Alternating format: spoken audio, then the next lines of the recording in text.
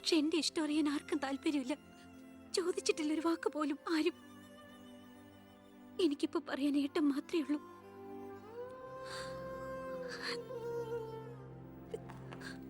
തെറ്റായിട്ട് പറയുകയല്ല. മന്ത്രിയുടെ മകൾ, കോടീശ്വരി, നല്ല വിദ്യാഭ്യാസം, സുന്ദരി, ആർക്കും മോഹം ഉണ്ടാവും. ഞാൻ അറിഞ്ഞിരുന്നില്ല മന്ത്രിയുടെ മകളാണെന്നൊന്നും. ഒരു പക്ഷേ എൻ്റെ ക്യാരക്ടർ അറിയാവുന്നതുകൊണ്ടാവാം മീനു അത് മാത്രം എന്നിൽ നിന്ന് മറച്ചു വെച്ചത്. എൻ്റെ ആഗ്രഹങ്ങൾക്ക് ഞാൻ എന്നൊരു പരിധി വെച്ചിരുന്നു. വീട്ടിലാരൊക്കെയുണ്ട്?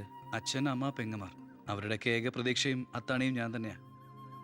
എംഫിലിൻ്റെ റിസൾട്ട് വന്നാൽ എനിക്ക് ഏതെങ്കിലും ഒരു മാനേജ്മെൻറ്റ് കോളേജിൽ ലെക്ചർ പോസ്റ്റ് ഉറപ്പാണ്. അത് കഴിഞ്ഞ് കൃഷ്ണകുമാറിനെ കാണണമെന്ന് വിചാരിച്ചിരിക്കുകയായിരുന്നു ഞാൻ. ശക്തമായ എതിർപ്പുകൾ ഉണ്ടാവും. അതിനൊക്കെ തരണം ചെയ്യാനുള്ള തൻ്റെ അവിടെ ഉണ്ടോ? ഉണ്ട്. എങ്കിൽ ഞാൻ കൂടെ ഉണ്ടാവും.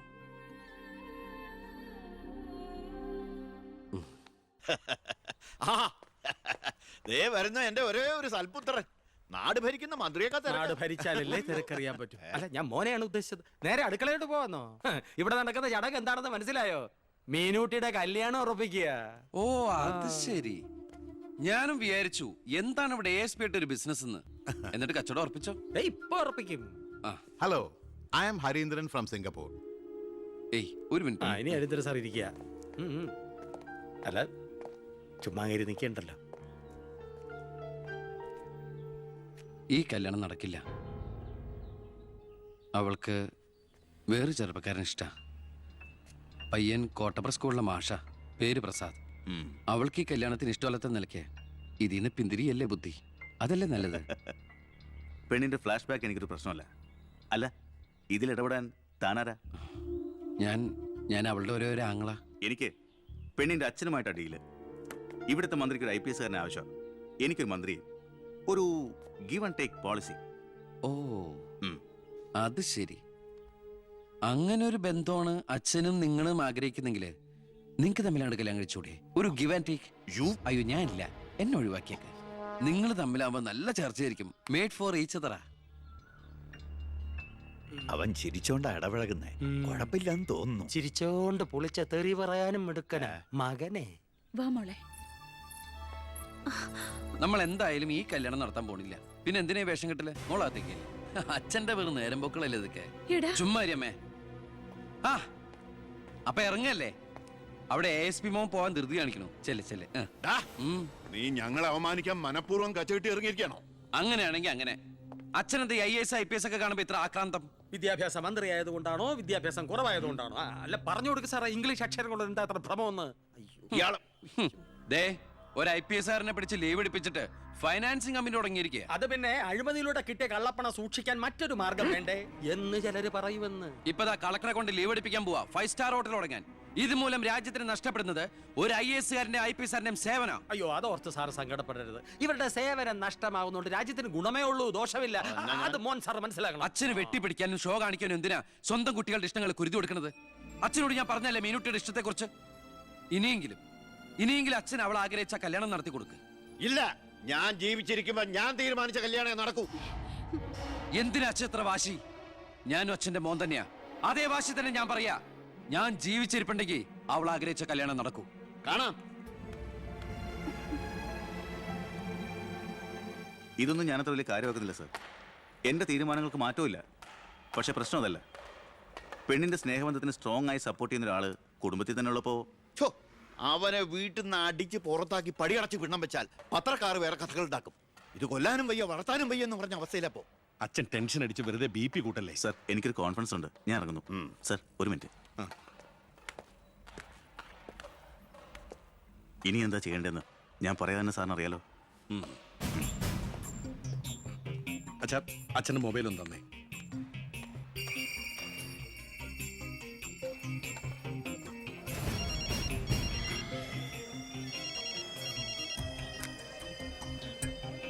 ഹലോ. പവിത്രന്. പേര് പ്രസാദ്. കോട്ടപ്പുറം UP സ്കൂളിലെ കണക്ക് വാദ്യാർ. രാഷ്ട്രീയ വൈരാഗ്യം. പിന്നെ വിവരങ്ങൾ അപ്പപ്പോ എന്നെ അറിയിക്കണം. നീ ഇപ്പൊ എന്ത് ചെയ്യാൻ പോവാ? അച്ഛൻ ആരുടെ മുമ്പിലും തല കുനിക്കുന്നത് കാണാൻ എനിക്ക് വയ്യ. നമ്മുടെ മീനുവിന്റെ കല്യാണം മാന്യമായി നടത്തണ്ടേ അച്ഛാ?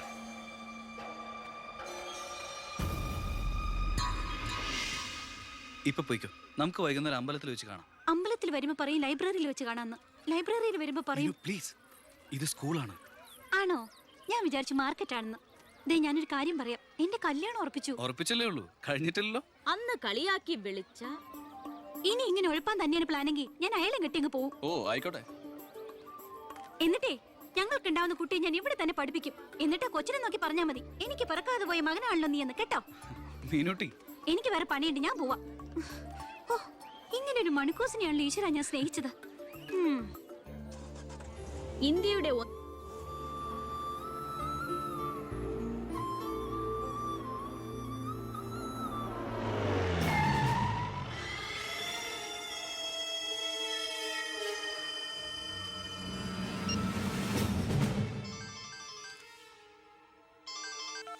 ഹലോ.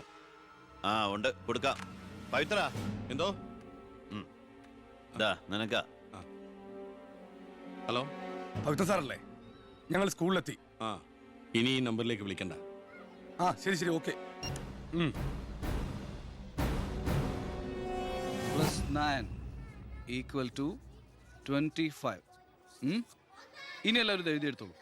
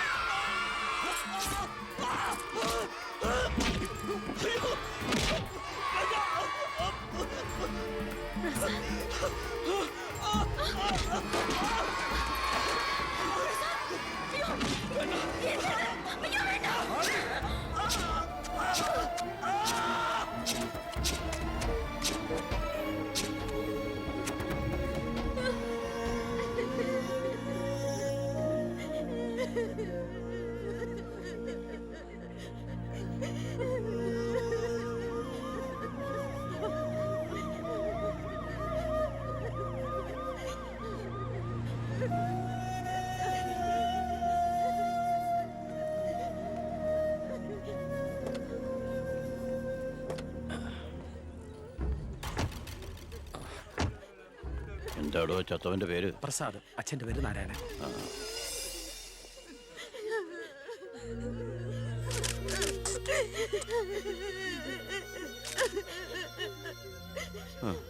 പ്രസാദിന്റെ അച്ഛൻ ഞാനാണേട്ടാ. പ്രസാദ് എപ്പോഴും പറയുമായിരുന്നു അച്ഛനെ കുറിച്ച്. വിഷമിക്കരുത്.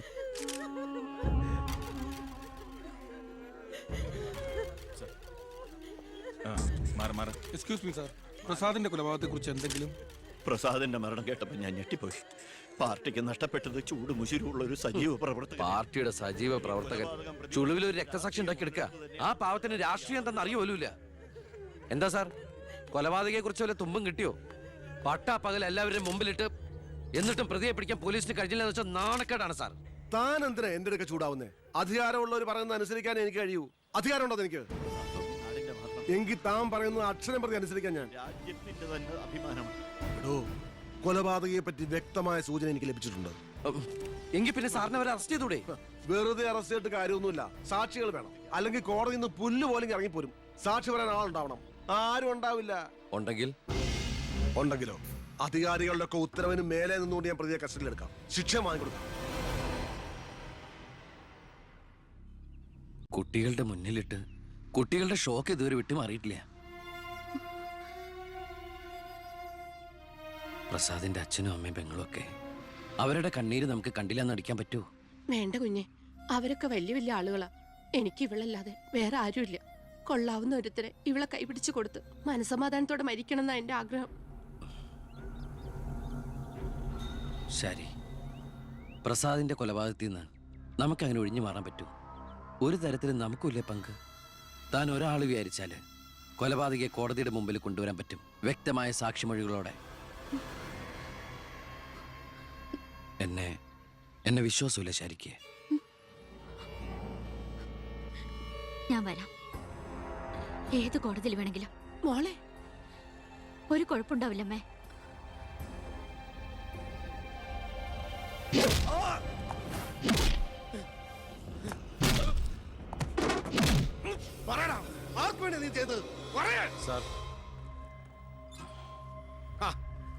ഇവനാണ് മുഖ്യ പ്രതി, വെട്ടൂർ ശിവൻ. ഇതൊരു രാഷ്ട്രീയ കൊലപാതകമായി വളച്ചൊടിച്ചതിന് പിന്നിൽ ആരാണെന്ന് ഇവന് അറിയാം. പക്ഷെ പറയില്ല. നീ കാരണം എന്റെ പെങ്ങള് പോലീസ് സ്റ്റേഷനായി പോയി. സാർ ഇവിടെ നിൽക്കണോ? അല്ലെങ്കിൽ ഞാൻ നിന്നെ കൊണ്ട് പറയിപ്പിച്ചനെ കേട്ടോ. ഞാൻ നിൽക്കുന്നത് താൻ കാര്യാക്കണ്ട. കൊടുക്കടോ. തന്റെ പെങ്ങളെ കെട്ടായിരുന്നവനല്ലേ ഇവൻ കൊന്നത്. അപ്പൊ പിന്നെ ഞാൻ ഇടിക്കുന്നതിനേക്കാളും പവർ തന്റെ കഴിക്കാം.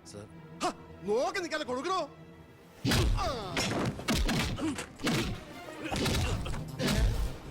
തിരിച്ചടിക്കാൻ എന്റെ അച്ചു വീടോ? ഇടിച്ചു തന്നെയോ? ഇടിക്കടോ.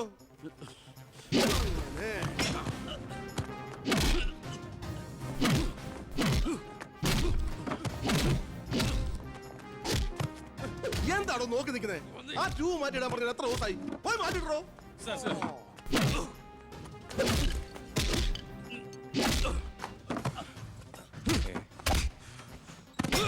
എന്താ സാർ? ഒന്നുമില്ലടോ. പോലീസ് സ്റ്റേഷനിൽ കൊണ്ടുവന്ന് പ്രതി ഓടി രക്ഷപ്പെടാൻ ശ്രമിച്ചു. പിടികൂടിയപ്പോ പറ്റിയ മുറിവുകളാണ് ദേഹത്തെന്ന് FIR എഴുതി ചേർന്നു. സാർ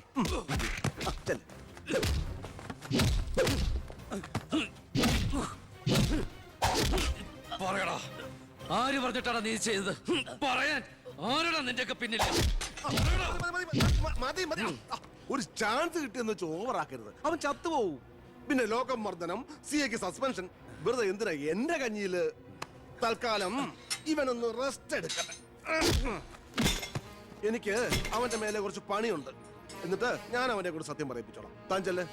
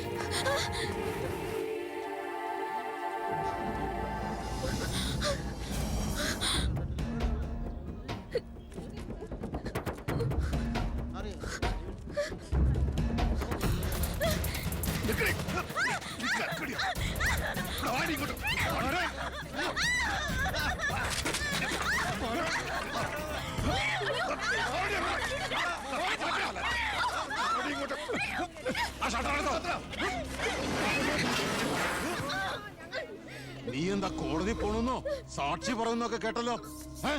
ശരിയാണോടി? നീ കണ്ടതല്ലേ കൺമുമ്പിൽ വെച്ചൊരു പാവത്തിനെ കുത്തി നുറുക്കിയത്? നിനക്ക് ജീവിക്കണമെന്ന് ആഗ്രഹമില്ലേ?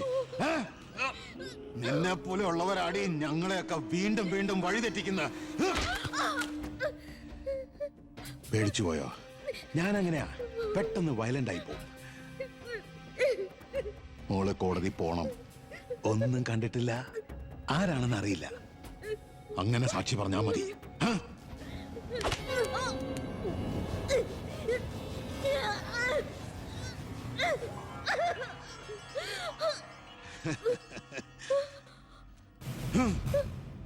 ഇനി ഇതിന്റെ പേരിൽ നമ്മൾ തമ്മിൽ കാണേണ്ടി വരരുത്.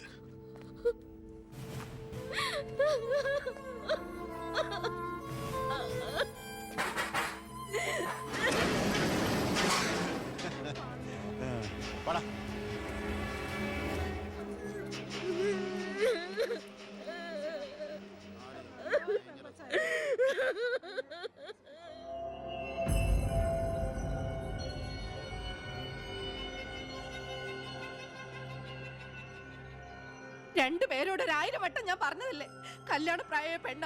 ഇനി ആരിവളെ? എല്ലാം തൊലച്ചില്ലേ? അതിനിപ്പോ ഒന്നും സംഭവിച്ചില്ലല്ലോ. ആര് വിശ്വസിക്കും? ഇത്രയും പേരുടെ മുന്നിൽ വെച്ച് മറുപടി പറഞ്ഞു പറഞ്ഞു ഞാൻ മടുത്തു. എങ്ങനെ ആശ്വസിപ്പിക്കണ്ടെന്ന് എനിക്കറിയില്ല. ഈ സമയത്ത് പറയുന്നത് ശരിയാണോന്നും അറിയില്ല. ഒരു സഹതാപത്തിന്റെ പുറത്ത് ചോദിക്കുന്നതല്ല. എനിക്കിഷ്ടമാണ് അവളെ. ഞാൻ നോക്കിക്കോളാം, പൊന്നുപോലെ. രാഷ്ട്രീയ കുടുംബമല്ലേ, അവസരത്തിനൊത്ത് പലതും പറയും. നാളെ അത് മാറ്റിയും പറയും. തിരിച്ചറിവില്ലാത്ത പ്രായത്തിൽ നീ കൊടുത്ത കത്ത് മേടിച്ചു എന്ന് പറഞ്ഞ് ആട്ടി പുറത്താക്കിയതല്ലേ ഞങ്ങളെ. ഇപ്പതാ സാക്ഷി പറയാൻ കൊണ്ടുപോയി അവളുടെ ജീവിതവും നശിപ്പിച്ചു. ഇനി എന്ത് വിശ്വസിച്ച അവളെ നിന്റെ കൂടെ അയക്കേണ്ടത്? കൊല്ലൂല്ലെന്ന് എന്താ ഉറപ്പ്? മന്ത്രിയുടെ മോൻ എന്ന പദവിയല്ലാതെ ഇവളെ കൊണ്ടുപോയി പോറ്റാൻ നിനക്ക് വല്ല ജോലി ഉണ്ടോടാ?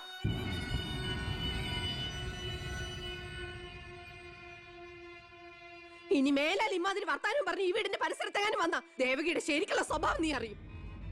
അമ്മേ, നീ ഒന്നും ഉണ്ടായിരടി. ഇറങ്ങി പോകുന്നുണ്ടോ?